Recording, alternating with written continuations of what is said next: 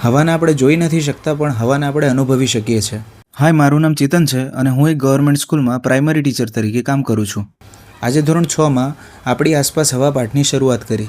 હવે પ્રશ્ન એ હતો કે હવાના વિવિધ ઘટકો વિશેની વિદ્યાર્થીઓની સમજૂતી પ્રવૃત્તિ સાથે કઈ રીતે આપી શકાય. જે માટે મેં વિદ્યાર્થીઓને 2 થી 3 પ્રવૃત્તિઓ કરાવી. જેમાં પ્રથમ પ્રવૃત્તિ દ્વારા મેં વિદ્યાર્થીઓને હવામાં રહેલા વિવિધ વાયુઓના હાજરી વિશેની સમજૂતી આપી.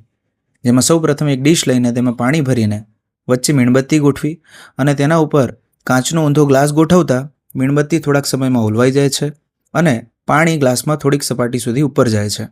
અહીં જેટલી સપાટી સુધી પાણી ઉપર જાય છે તે હવામાં રહેલા ઓક્સિજન વાયુનું સૂચન કરે છે અને જેટલા ભાગમાં પાણી નથી તે ભાગ 78% નાઇટ્રોજન અને અન્ય વાયુનું સૂચન કરે છે.